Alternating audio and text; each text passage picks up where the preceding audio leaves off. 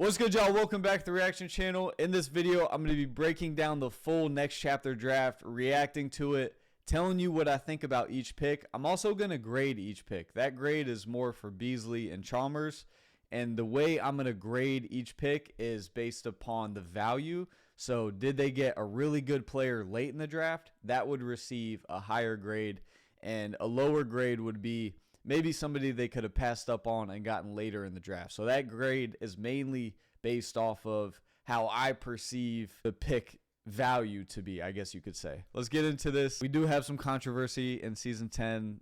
We're also going to discuss that and the players that didn't get drafted. But for now, let's get started. All right, with the first pick of the first ever TNC Draft Combine, Michael Beasley selects Moon.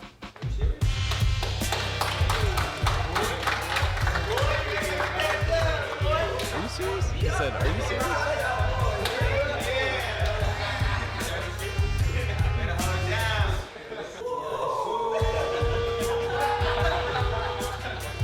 All right, where do we start here? So let's start with Moon's role and the reason for the draft is what, and I was also there in person, so I already kind of know what Beasley was thinking. I was hearing him speak about Moon and stuff like that. So first and foremost, we all know Moon is a ones player.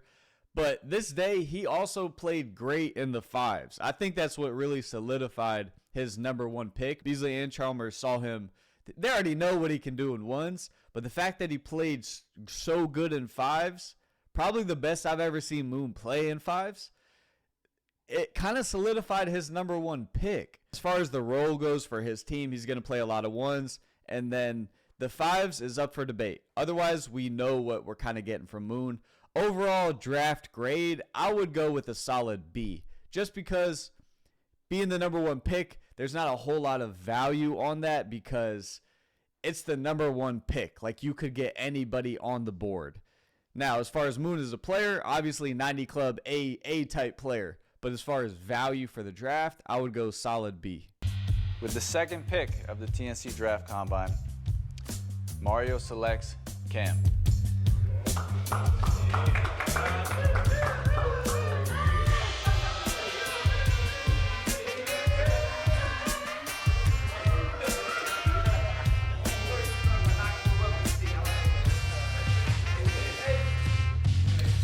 Appreciate y'all, boys. Nice hooping with y'all.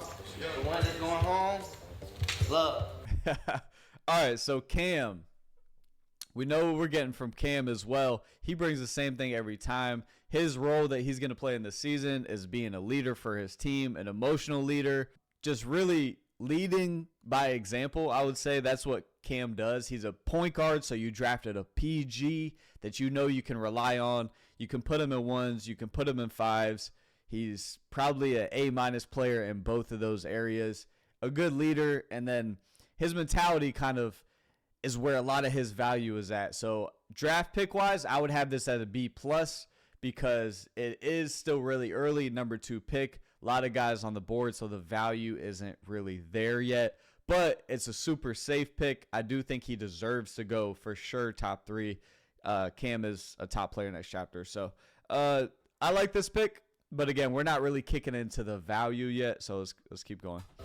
The third pick in the TNC Draft Combine, Beasley selects Isote.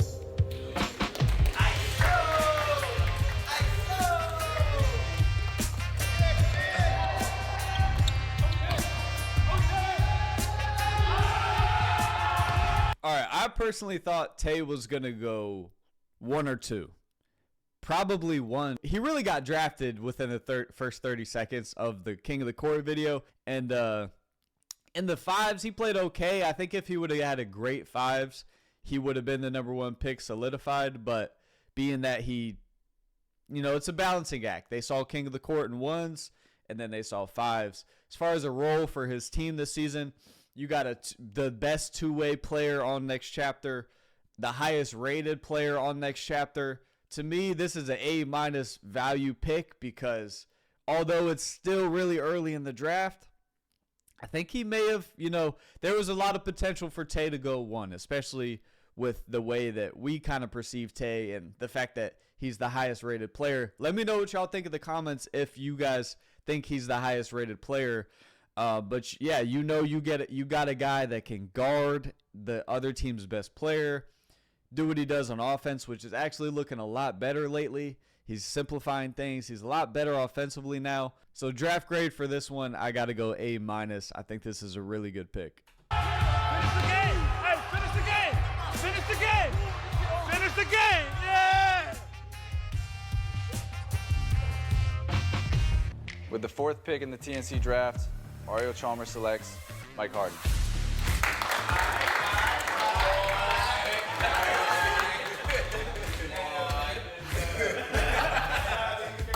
So Mike had a pretty good draft combine. He didn't play up to his standard, in my opinion.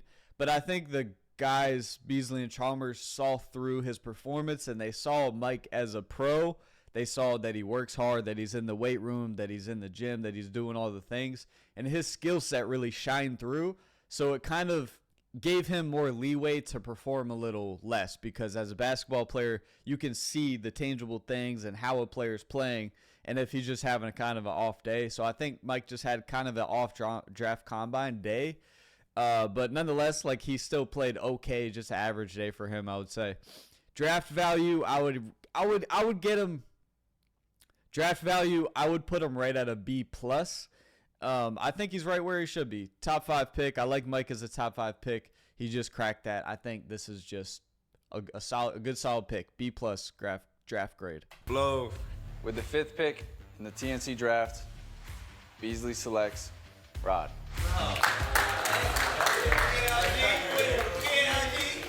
I see y'all was in a second.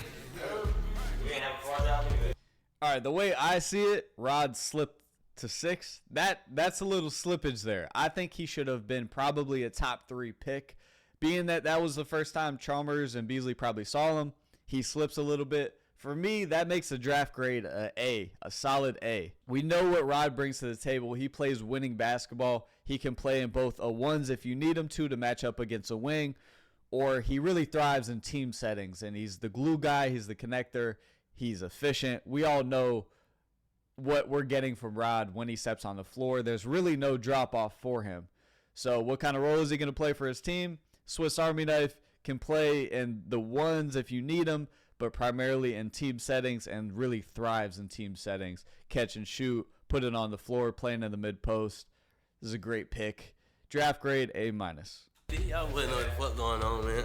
With the 6th pick in the TNC draft, Mario Chalmers selects Landon.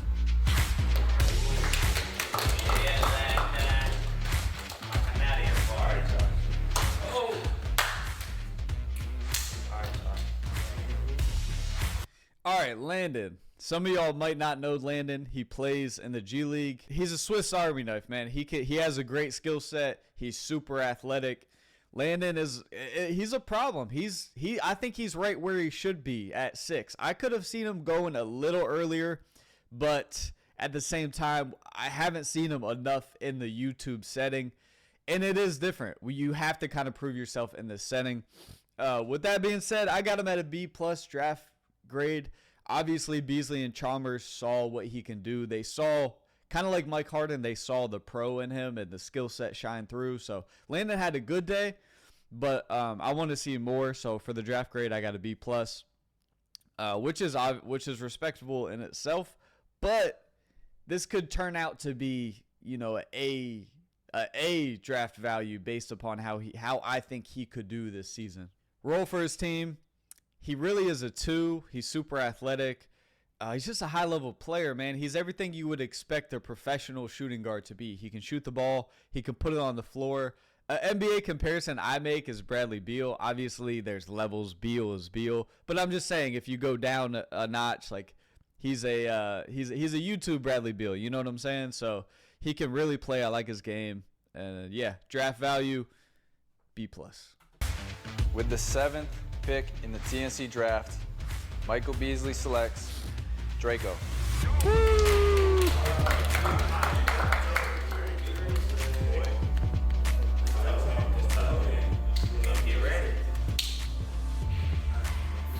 All right, this one might surprise y'all, but Draco To me, this is a minus draft value. You're getting him. I could have seen him going early just based upon how season 10 is going to be played. You also don't have to use him in ones like you did the other previous seasons. And in my opinion, Draco thrives in team settings. That I feel like that's not even my opinion. I think that's a fact. He's not as much of a ones player on YouTube. We've seen him play players that are maybe not as good as him. And he looks a lot worse than he actually is in ones. Can he play ones? Of course. He can catch wins in ones. But that's not his strength. That's not how basketball's played. Basketball's played 5-on-5. And we're going to see more of that this season. Draco is he's a pro. He's one of the pros, you know, like he is a high level, intelligent basketball player, picks his spots. This grade is specifically off the fact that he doesn't have to play ones, so you're already at a big advantage. He's going to be playing team settings, and I think you get a lot out of him in those team settings. So I'm going to go with draft value A.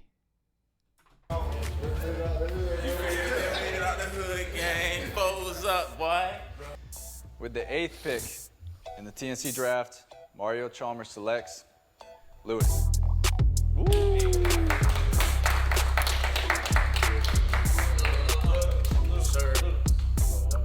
Thank you for fucking with me. Hello.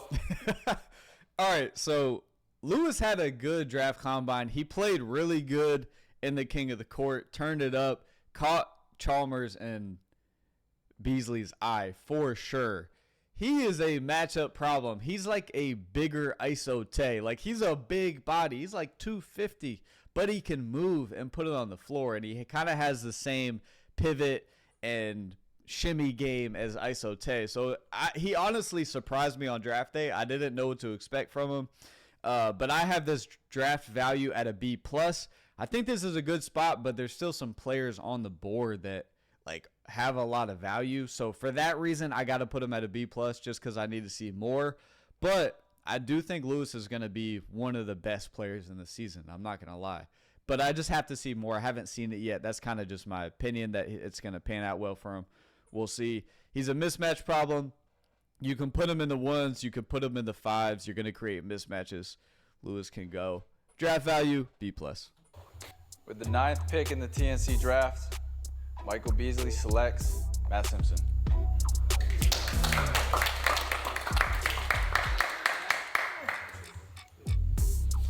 Matt, y'all know Matt is my guy. We know the role he's going to play. You could put him in the ones. You can put him in the fives. I haven't decided which one I think he thrives more in on the YouTube scene. In real life, if you put him in a setting with a team and a preseason and a coach that is going to utilize him, definitely the fives. But I'm not sure how it's going to pan out this season. But as far as draft value, I got him at a B+. I think this is fair. I honestly think he should have gone a little earlier. I'm biased. I know I've seen everything Matt's done, so I'm looking at him in a different light than maybe you guys are, even though the viewers think Matt is tough, which he is. But I personally thought he was going to be a top 7 pick, maybe top 5. And obviously, I'm a little biased towards Matt, of course, being that I've seen everything, and I haven't seen everything from everybody. So draft value, B+, roll. Kind of Swiss Army knife. You can put him in ones, put him in fives. He's not gonna shoot you out of a game. He only takes good shots, shoots at a high percentage. Draft value B+. With the 10th overall pick in the TNC draft, Mario Chalmers selects Dizo.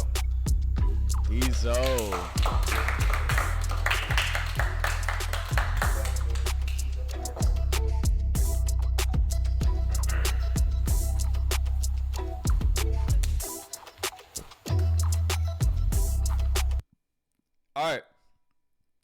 This one surprised me a little bit. I think this may have surprised Dizo a little bit. Specifically for the reason of how competitive the draft is. Look who is still on the couch, on the board. Think about that. Think about who hasn't been drafted yet. Now, with that being said, Dizo's value in the next chapter, or just on the team in general, is A. His value is definitely more than, per se, his overall rating would be. So I know we have him at an 85 overall, but his value for a team supersedes what you can encapsulate in his skill set. And that's kind of how you determine ratings, or we determine ratings as skill set, production on the stat sheet and stuff like that. But we know Diesel and the Twins. Diesel and the Twins bring a different kind of value than a lot of the other guys on the couch. So for that reason, I'm going to put him at a B value just because it is pretty early still. Number 10 overall, there's still some guys on there. But at the same time, you want to get him before the other team can get him, because you want Diesel on your team. You don't want him on the other side. He's too valuable. I like him at a B overall. With the 11th overall pick in the TNC draft, Michael Beasley selects DayDay.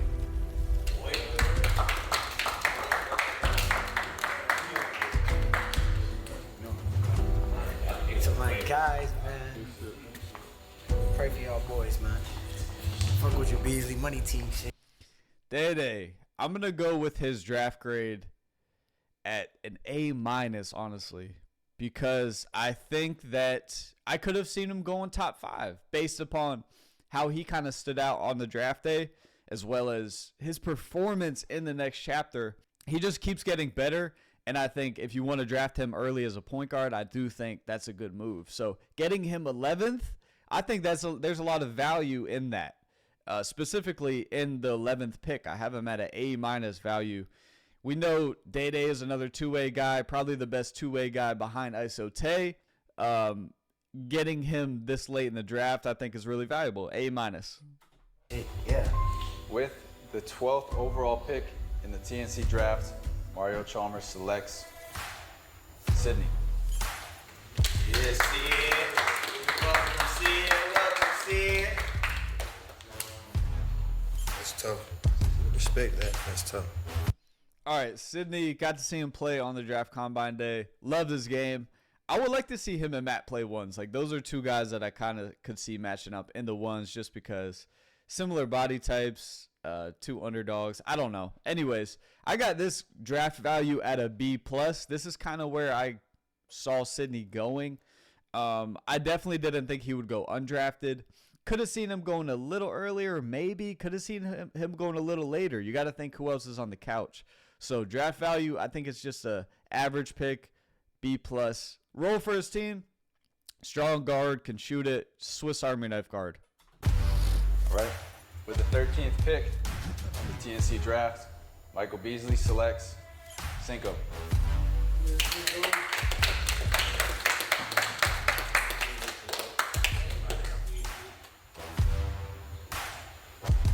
This one is a sleeper because there's no other Cincos in the room right now. So honestly, if I was one of these coaches, I probably would have looked at a big earlier. Him and Kyle are the only two bigs really in this whole draft. So you got to choose one of those. I'm surprised he slipped this late for that reason. Draft value, I got to put it in the A's. I'll go A- draft value. He went 13th. You're getting your sole big at a 13th pick out of 18 slots.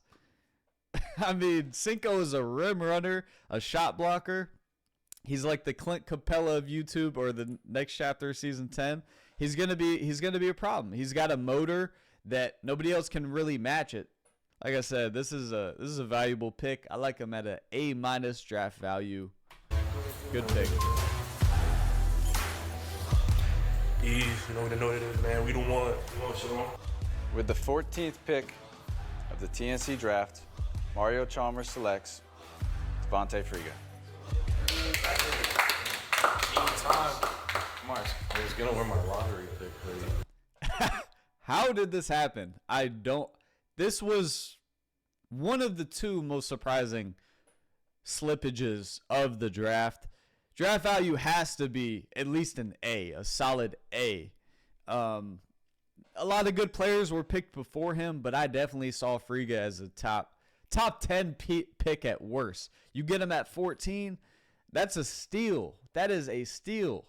Like, you can kind of try to break Friga's game down, but it's never going to encapsulate how valuable he actually is going to be when he gets on the floor. So I think for that reason, I would have him top 10 maybe top 7. Wouldn't be surprised if he went top 5 at 5 or something like that. So this is an A draft grade. You're getting one of the best players in the next chapter late. Really late. Good thing I didn't. All right, yo. With the 15th pick of the TNC draft, Michael Beasley selects A1.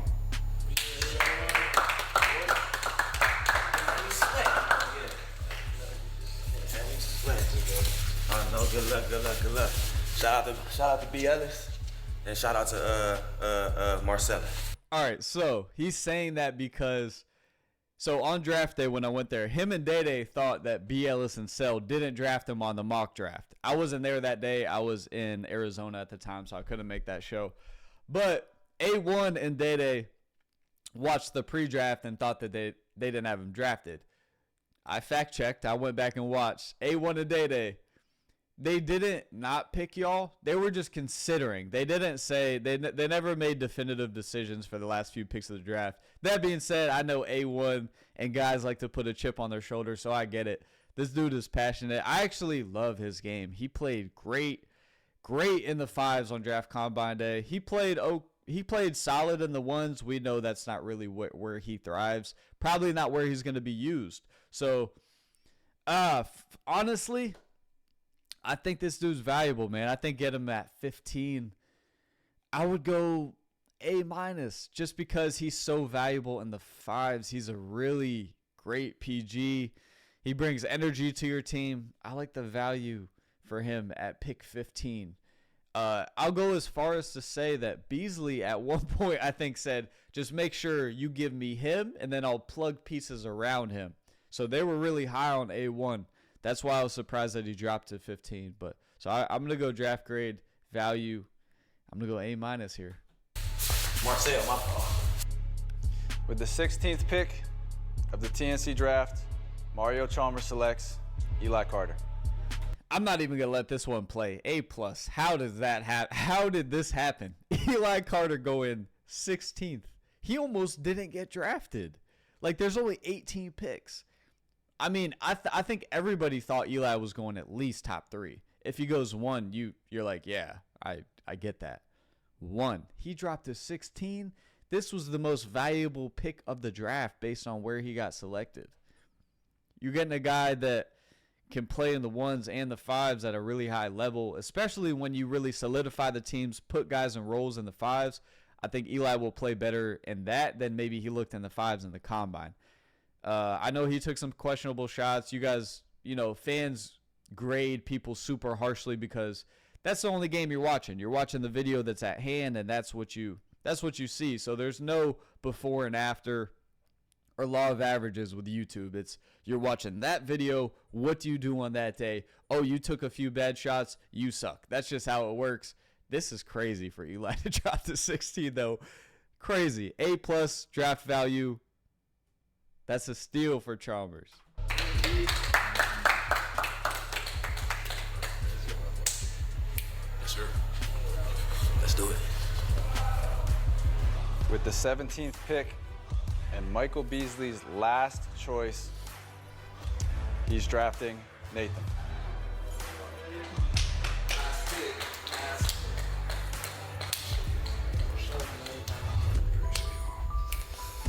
Nathan. All right. I'm going to be, how do I say this? I think I wouldn't be surprised if Nathan went around 10, 11, 12. That wouldn't surprise me at all. He had a good King of the Court showing, and we honestly just know Nathan by now. We know he's consistent.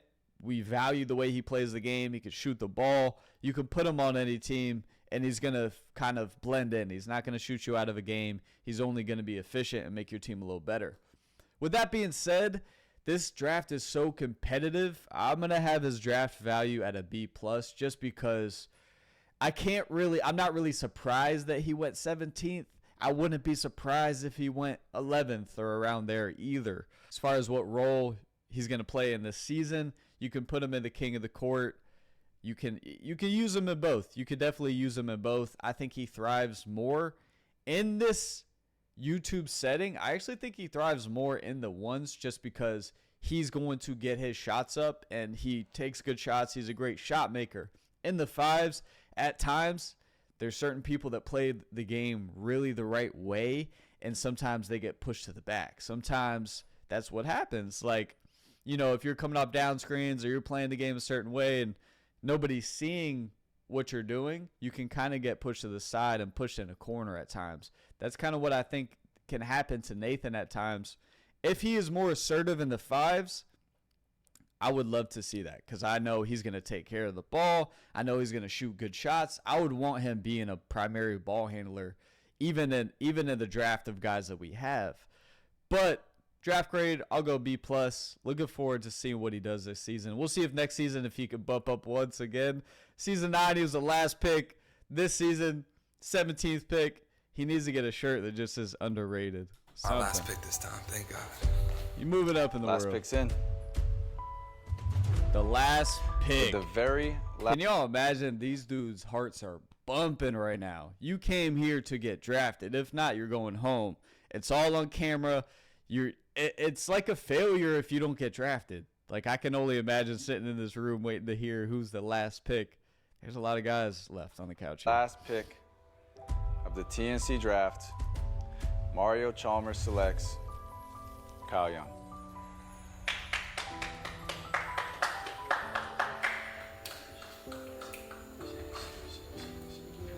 All right, y'all. I know what y'all are maybe thinking. I don't know what the perception is of Kyle. I didn't see the comments or anything on the next chapter video.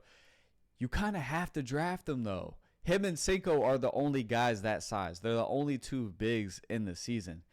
You can use guys as bigs to body up and guard at times, like maybe a Lewis Hayes or somebody a little bigger and play him as a big if you want to go small ball. But then you're kind of taking away from what Lewis does on the perimeter. I don't know. I feel like Kyle and Cinco kind of had to get drafted. There's only two bigs.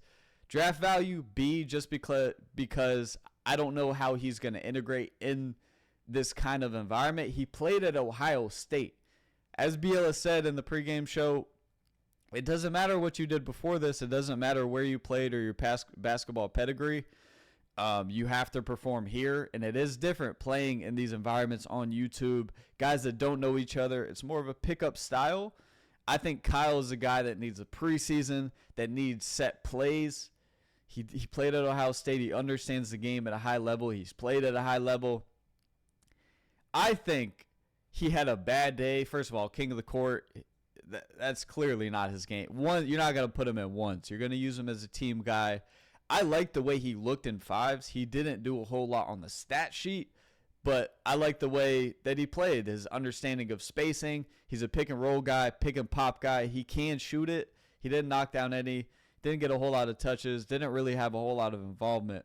But I think, again, once you draft your teams, you're going to know how to utilize him better, and I think they'll look to use him a little more in the season. I think he'll end up having a solid season. Draft value, I have it a B just because he just didn't have a good combine day. But he's a good player, and I think in the fives that's going to show. That's my take. We'll see how it pans out. Let's keep going. Nervous there, man.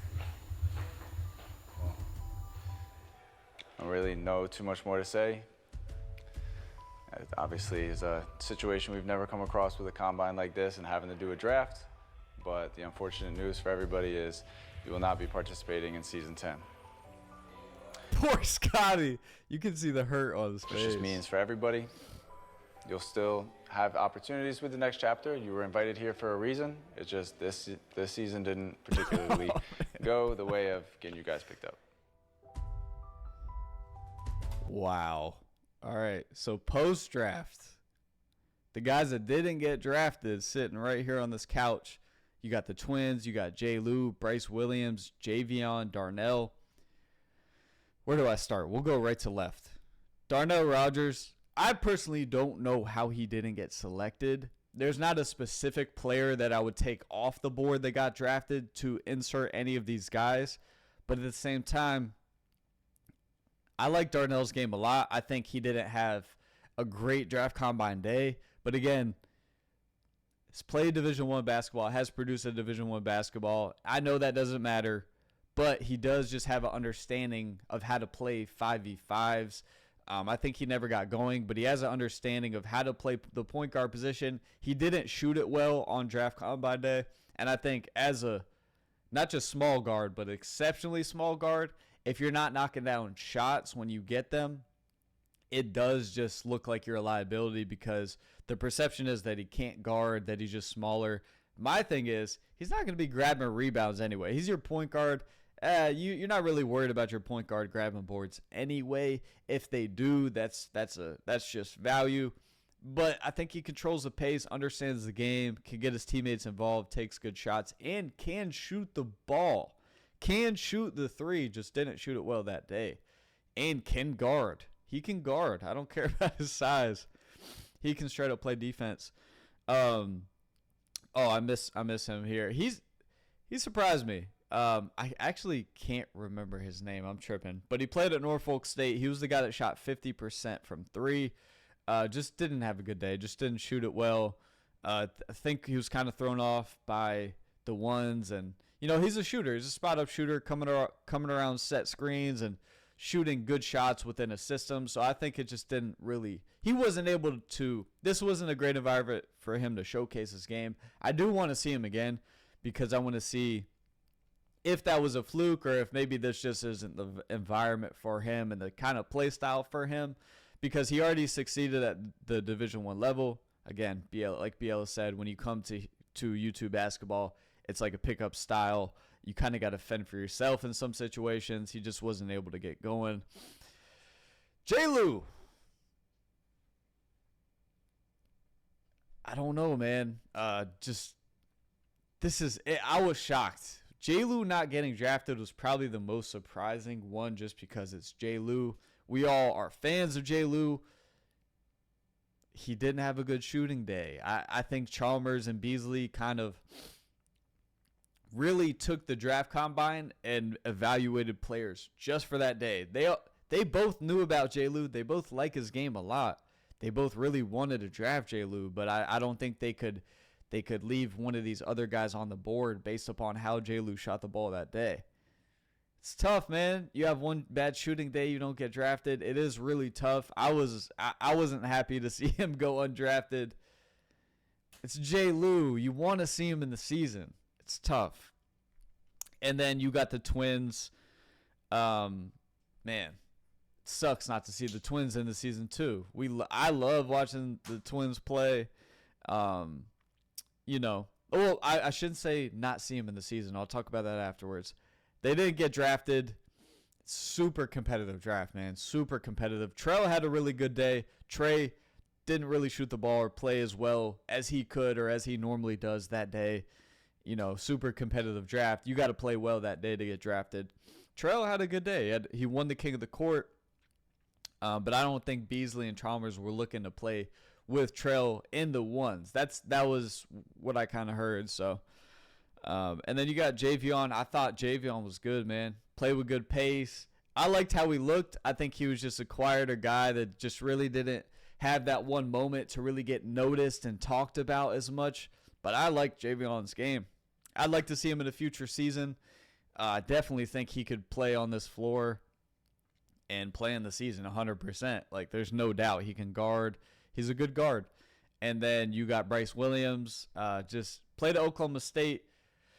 Didn't really get going. Again, obviously really good player. Super competitive draft. It's really based off how, that day plays out and your performance that day.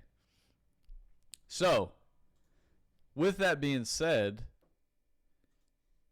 I was there in person at the draft, obviously, in the house. And so downstairs, there was obviously the draft happening. And upstairs, there was a theater room with 18 seats. Beasley and Chalmers were drafting with their teams up there. And they would send Scotty a text, and that's how they would draft. There was a miscommunication, and Chalmers and Beasley thought they got 10 picks each. 9 players and then 1 reserve in case someone gets hurt each. So that would be 20 players drafted. instead of 18. And upstairs, I was there. They were talking about who they were taking as the reserves. They were looking to take primarily J. Lou for one team and Trell for the other team. With that being said, that wasn't the plan initially. So there was a miscommunication. They ended up allowing them to take reserves. So J. Lou and Trell were taken. But, you know, Trell and Trey are twins. And I'm not saying this is right. I'm not justifying that. This is just what happened. And, you know, it's just kind of the reality of the situation. There was a mistake made. So being that Trell was staying, they also kept Trey there as well. So, not saying that's right or wrong. I'm just offering insight as to what happened that day. So you guys will see J. Lou, Trell, and Trey in the season. I don't know on which team. I don't know at what capacity and how often they're going to be playing. But you are going to see these guys playing this season. So that's just some info for you guys. If you guys enjoyed this video, drop a thumbs up for me. Helps me in the algorithm. Drop a comment. Let me know what your guys' thoughts are. I know I just talked a lot. I'm tired of hearing myself talk. Appreciate you guys for listening. If you're still here, much love. Appreciate y'all. I'll see y'all next time. Peace.